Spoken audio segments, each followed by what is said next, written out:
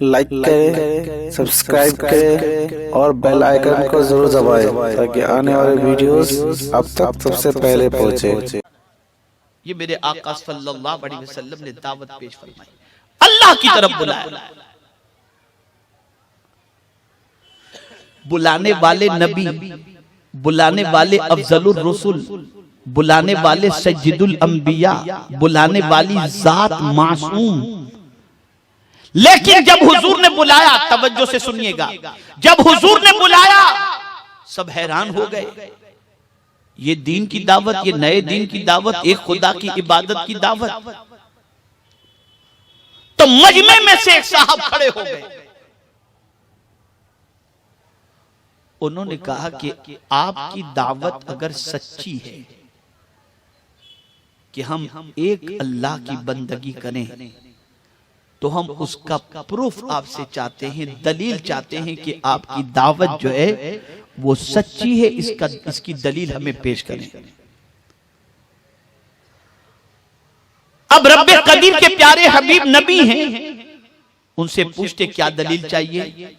हो सकता है कोई इसके बाद जिस तरीके से लोगों ने कहा था कि आप अगर चांद के 2 टुकड़े कर दें तो हम कलमा पढ़ लें, किसी ने कहा उधर जो दरख्त खड़ा है उसको बुलवा लें, वो आ जाए तो हम कलमा पढ़ लेंगे। इस तरीके से लोगों ने दलील मांगी थी और सरकार ने सब दलीलें पेश फरमाई।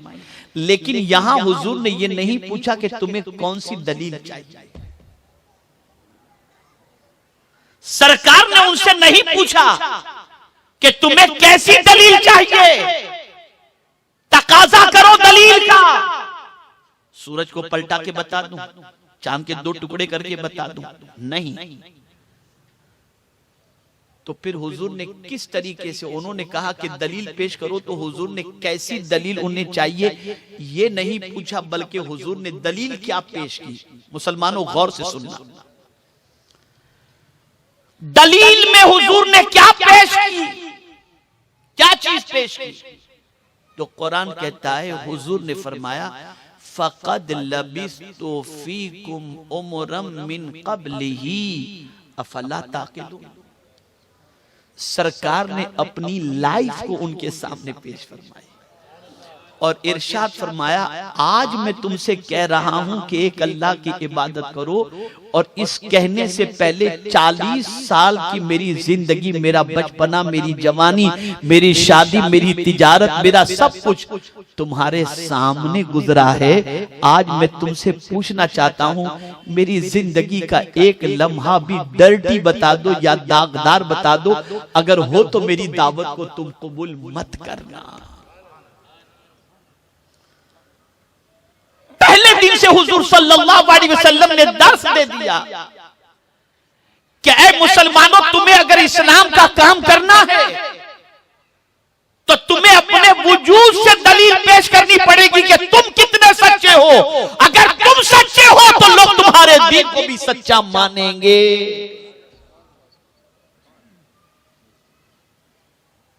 और अगर तुम सच्चे नहीं तो भाई आप देख लीजिए, इस्लाम पर अगर क्रिटिसाइज हो रहा है या कोई कर रहा है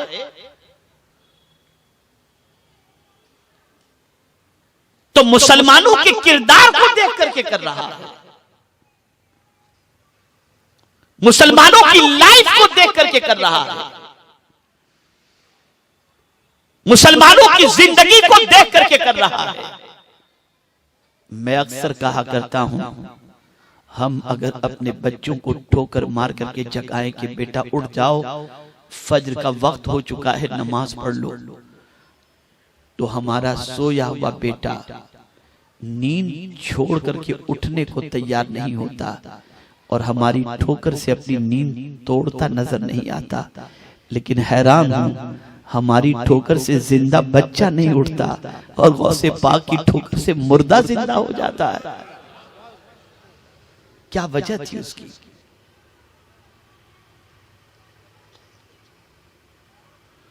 तो आप देखेंगे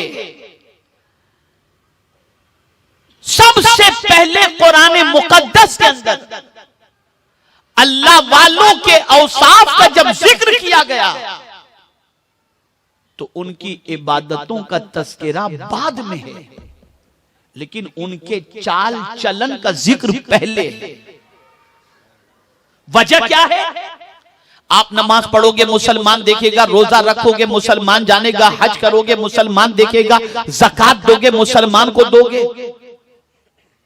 भाई आप मक्का मुकर्रमा पहुंचे हज करने के लिए, कोई गैर मुस्लिम को तो अलाउ वहां पर है ही नहीं, तो आपको तवाफे काबा करते मुसलमान देखेगा, अरफात में मुसलमान देखेगा, मीना में मुसलमान देखेगा, सफा मरवा पर मुसलमान देखेगा, सब जगह मुसलमान देखेगा। तो आपकी कौन सी चीज दूसरा देखकर आपके मजहब को सच्चा समझे? तो वो आपके चाल चलन है।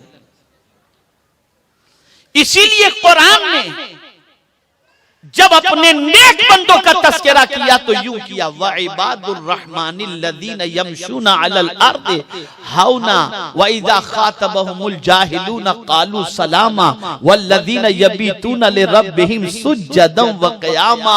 रात को सजदे और क़याम का जिक्र बाद में किया गया और दिन में रास्ते में चाल चलन का जिक्र पहले बता दिया गया कि देखो अगर तुम्हें पहचानना है हमारे अच्छे बंदों को तो चलते हुए देखकर पहचान लोगे। हुजूर से पूछा गया कि अल्लाह के वली की तारीफ क्या है, तो मेरे मुस्तफा ने फरमाया जिसके चेहरे को देखो तो खुदा याद आ जाए, समझ लेना वो अल्लाह का वली।